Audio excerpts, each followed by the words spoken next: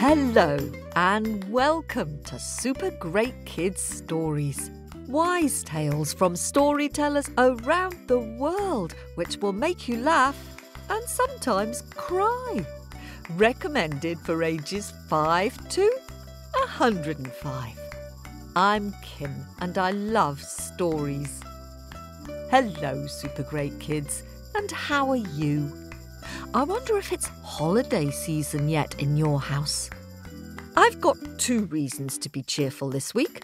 We're performing a Super Great Kids Stories online show in just over a month on Saturday, July the 20th, where Kate Corkery and I will be telling stories, and we can say hello to some of you afterwards. For more details, go to the news section on our website at supergreatkidsstories.com. Ooh, and while you're there, take a look at our new improved shop with super great t-shirts for summer and super great stickers. And I'm also very happy because today we have a beautiful Welsh Romani tale told by gifted storyteller Daniel Morden. Romani people originally came from India a very long time ago, and they're now based mainly in Europe. They traditionally live by travelling from place to place, and they tell beautiful stories. Now, just before we hear one of these Romani tales from Daniel, which is about a ring which grants wishes, can you think of any other stories where people are given a wish? Have a little think about that while we have a quick word with the grown-ups. Hello, Super Great Kids, I'm back. Did you think of any wishing stories? How about the 3 wishes? You know, the sausage on the nose story, that one. Or the magic bottle.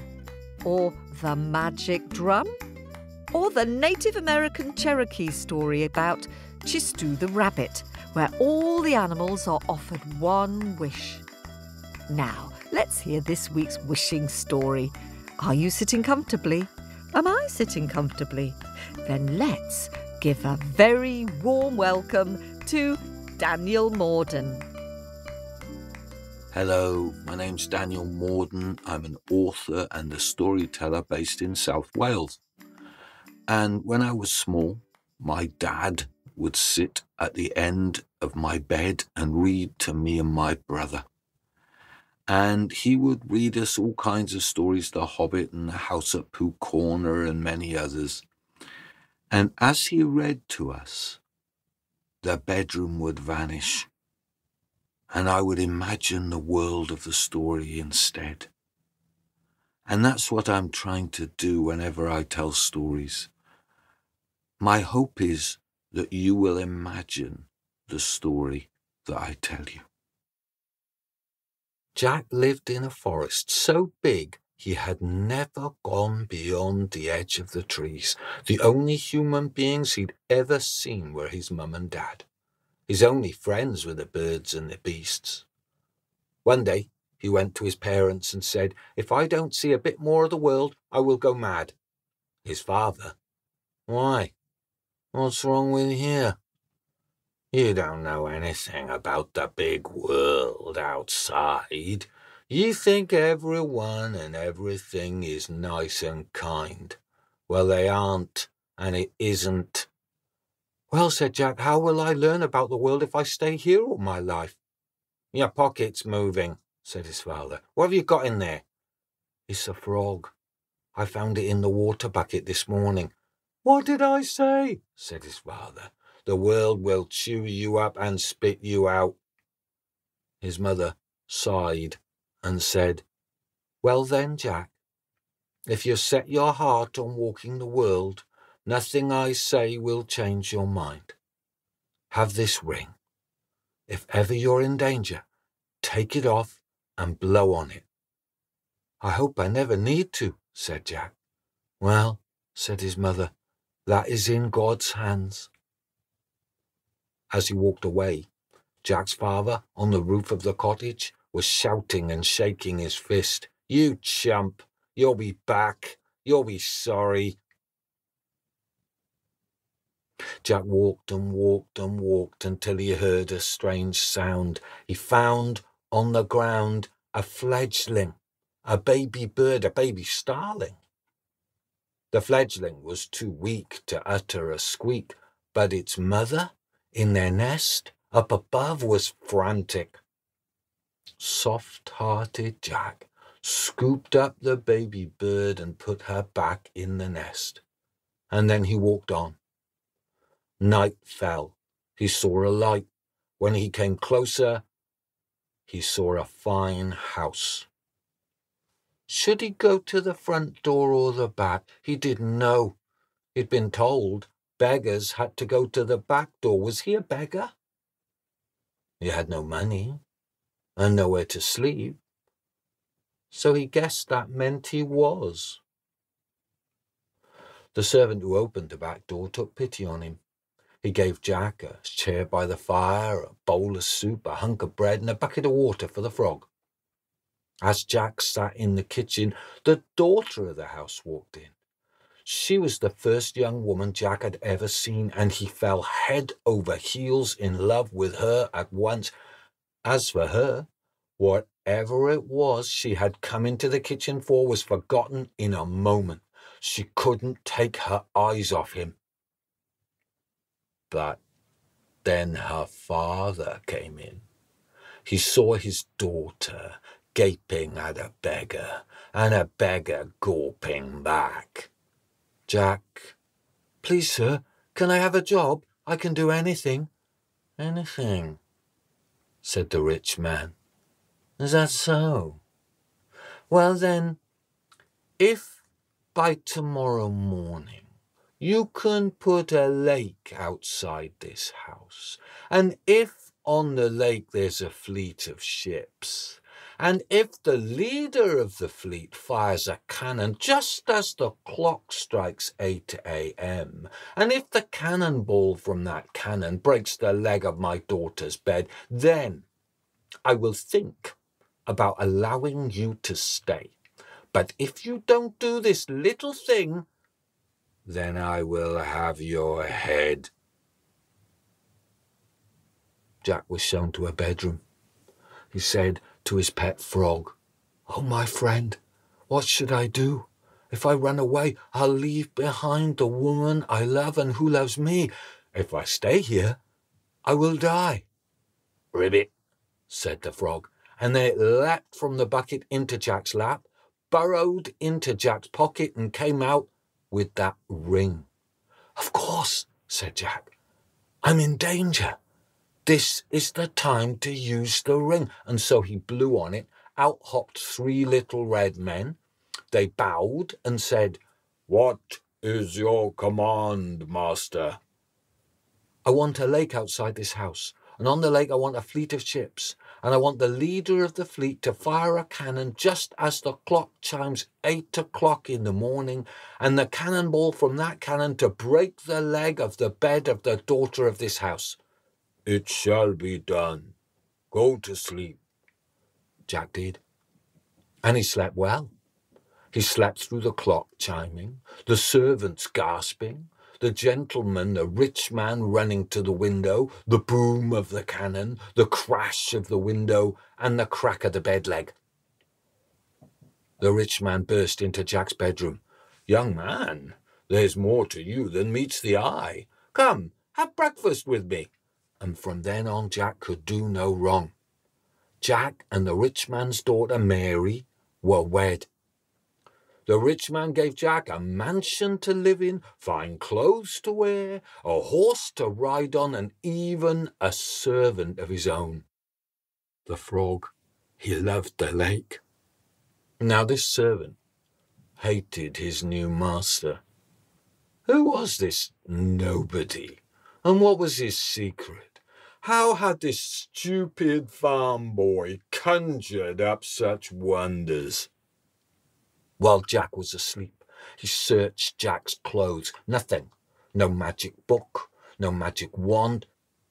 But what about that ring? One time, Jack was in the bath with the frog, and the servant in the next room saw the ring on the bedside table. He reached for it, and it slipped from his grip onto the dusty floor, so he scooped it up and blew on it. And immediately, from nowhere, appeared 3 little red men. "What is your command, master?" "Master, is it?" said the servant. "Fly this mansion to the other side of Wales. Leave only Jack behind." One moment, Jack was in the bathroom. The next, he and the bath were in the middle of a field. His mansion had vanished. His father-in-law, the rich man, came running. "What has happened? Where is the house? Where is my daughter?" "Someone must have stolen my magic ring." "Where did they go?" "I wish I knew." "Find them." "Jack, you have 1 year. And if you fail, off with your head."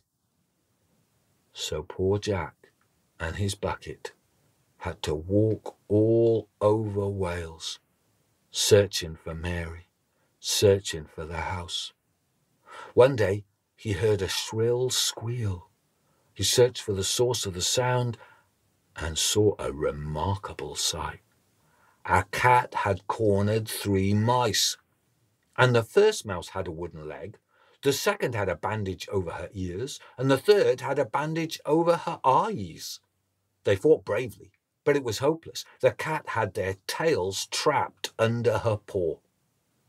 Soft-hearted Jack ran at the cat. She hissed and spat and bounded off. The mouse with the wooden leg bowed low. "Thank you. We owe you our lives. We will serve you faithfully from this moment."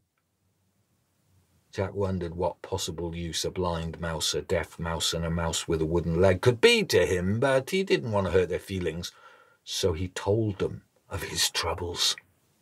"We will find the thief," said the first mouse. "We will get back your ring, and then you can wish your wife and your house everything back."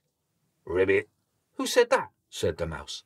"That was my pet frog," said Jack. "He wants to go with you, but you don't know where to look." Another voice. "I do." Jack. "What? Who said that?" "I did." Up on a branch above their heads sat a starling. "I, too, owe you my life, Jack. Do you remember when you left home you saved a little baby bird? I was that bird. Jack, it was your servant who stole your ring. On my travels across the sky, I saw your house. It is so far from here, by the time you reach it, the year will be over, and your servant has used the magic of the ring to set many traps for you. An army protects your home day and night. If they were to see you, they would shoot you on sight. And your servant has blocked all the doors except one, and that door is locked. If you unlocked it, it would slam shut on you the moment you tried to run through.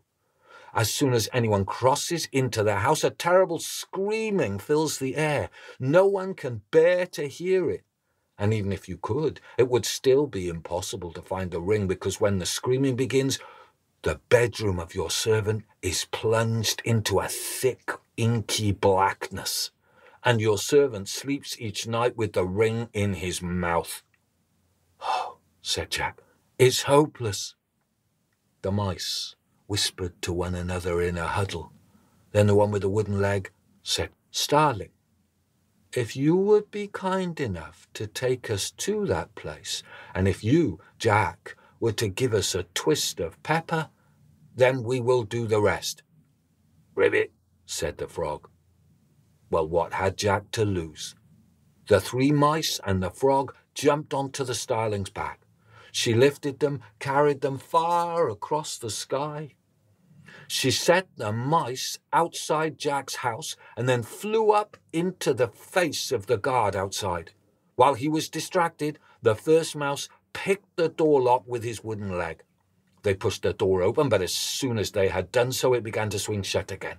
The first mouse wedged his wooden leg into the gap, giving the other 2 enough space to wriggle through. An awful screaming pierced the air. The soldiers searched for the thieves who'd entered the house, but they didn't notice two tiny mice. The blind mouse was overcome by the screaming sound. She curled up into a ball, but the deaf mouse rolled her to the servant's bedchamber. Once inside the chamber, all was silent and full of an inky, thick blackness. But the dark was no obstacle to a blind mouse. She lived in it. She listened for the servant's breathing, climbed onto his bed, and scattered the pepper under his nose. Achoo! The ring flew from his mouth. The blind mouse heard it land, and she scooped it up. She ran to the deaf mouse, who rolled her through the screaming sound. Once they had safely squeezed through the gap, the first mouse removed his wooden leg from the door, and it slammed shut. As they flew home, the mouse with the wooden leg said, "Thank goodness for me. Without me, you would never have stolen the ring. I got you inside." "Yes," said the second mouse, "but without me, we would never have reached the bedroom." "I think you'll find," said the third mouse, "the ring would still be in the servant's mouth if it weren't for me." "Stop arguing," said the starling. "I'm the hero of this adventure," said the first mouse. "No, me," said the second. Me, said the third. The three of them tugged and pulled over the ring until it slipped from their grip, down into a deep river far below. "Oh no," they said, "we've lost the ring." "Ribbit," said the frog, and he jumped from the starling's back down into the river. They waited and waited, the starling circling in the sky, until at last the frog came to the surface with the ring in his mouth. Jack, sitting under the tree, saw a speck in the sky. The speck got bigger and bigger until it became the starling. She had the mice and the frog on her back, and gripped in her claw was the ring. Jack took it. He blew on it. The three little red men appeared. "What is your command, master?" "Bring home my house, my wife, everything except my servant." The servant awoke in the middle of an empty field. All his clever traps had failed. Jack saw the front door of his house open, and there was Mary. Jack sent for his old mother and father, and together they sat at a table and ate a feast. There was good food for Jack and his family. There was seed for the starling, cheese for the mice, and weed for the frog. Jack's father looked at Jack's fine house and said, "I always knew you would do well."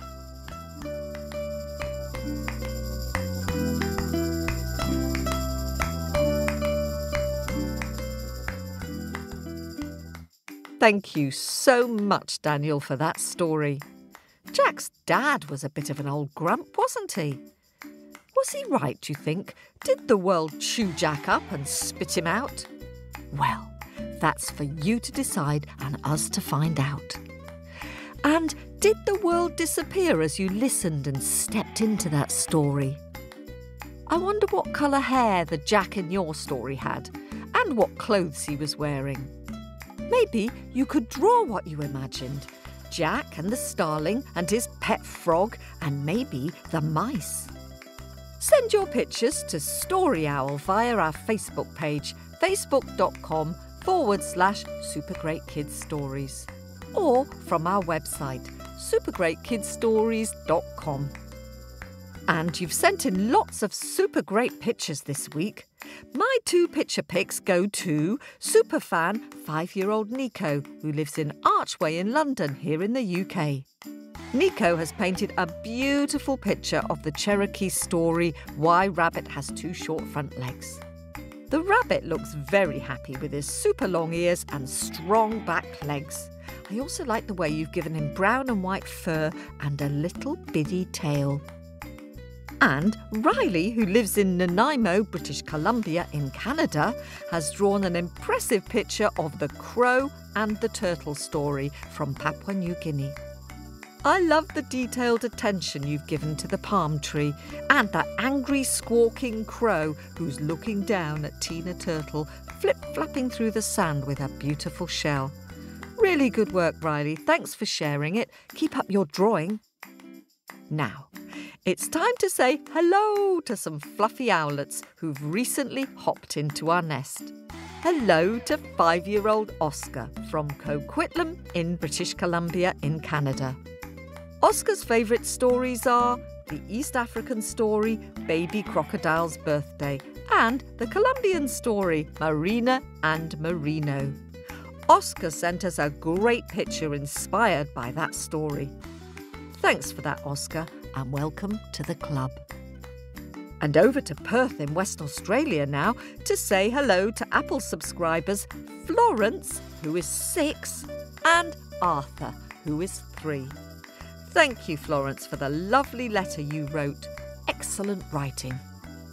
And to sisters from South London in the UK. Amelia, who is 9, and Alyssa, who is 7. They can't fall asleep until they've listened to at least 7 stories every night. And now they've been inspired to write their own. Hooray! Amelia's favourite stories are the Anansi stories, while Alyssa loves How the Whale Got Its Sad Song. And thanks to their mum for your kind review on Apple. And hello to Lishna, who is 6, and Neela, who is 4, from Tipperary in Ireland. Sorry I said your name wrong, Neela. Neela's favourite story at the moment is How the River Shannon Came to Be. And let's fly across the pond now to Chicago to say hello to twins, 7-year-old Gabby and her brother Danny. Some of their favourite stories include How Maui Slowed the Sun and The Bilingual Mouse. Gabby often listens to the stories while her cat, Figaro, snoozes next to her in bed. I wonder if Figaro likes the bilingual mouse story too, Gabby. And and welcome to Anais, who lives in Sugarland, Texas, in the US. Her favourite story is The 3 Little Pigs. Welcome to the club. And over to Madrid in Spain now to say hello to Alma. I wonder if you've spotted Medio Pollito, the little half-chick from last week's story, on top of the church in Madrid, Alma. Alma's favourite stories are Baba Yaga, The Hairy Toe, and Cap of Rushes. And hello to Nico, who is 4, from Seattle in Washington in the US. Nico's favourite stories are all of the Anansi stories. Yes, Anansi is just so funny, isn't he? And a big hello to 7-year-old Harriet, who lives in Snoqualmie in Washington. Harriet loves listening to the stories when travelling to and from school. Her favourite story is The Hairy Toe. And a hello hoot to Eleanor from Los Angeles in California, who is 6.5. Her favourite stories are the Anansi stories, particularly Anansi and the Magic Yams. Yes, I like that one too.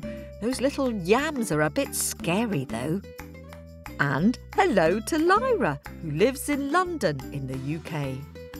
Lyra's super great auntie gave her a membership to the Owlet Club for her 5th birthday. Lyra says she loves all the stories so much she just can't choose. Well, that's good, Lyra. I'm glad you're enjoying them all. And hello to everyone who's joined the club. Thank you very much for supporting us. You're helping us to bring more new storytellers from around the world onto the show. Thank you. More Owlet welcomes next week. And thanks very much to all of you who are subscribing to our podcast. We couldn't manage without your support. If you'd like to support us on Apple Podcasts or on Patreon, we'll say hello to you on the programme. you can hear our stories advert-free, and you'll get 40 bonus stories and at least 22 super great scary stories. For more information, go to our website at supergreatkidsstories.com. And if you're getting ready for summer holidays, remember you might want to take a look on our website at our new improved shop with super great t-shirts for summer and super great stickers. Ooh, ooh, ooh, ooh. Remember to keep telling your stories and sharing them with your friends. Bye for now. This podcast was produced at Wardour Studios in fabulous Fitzrovia in London.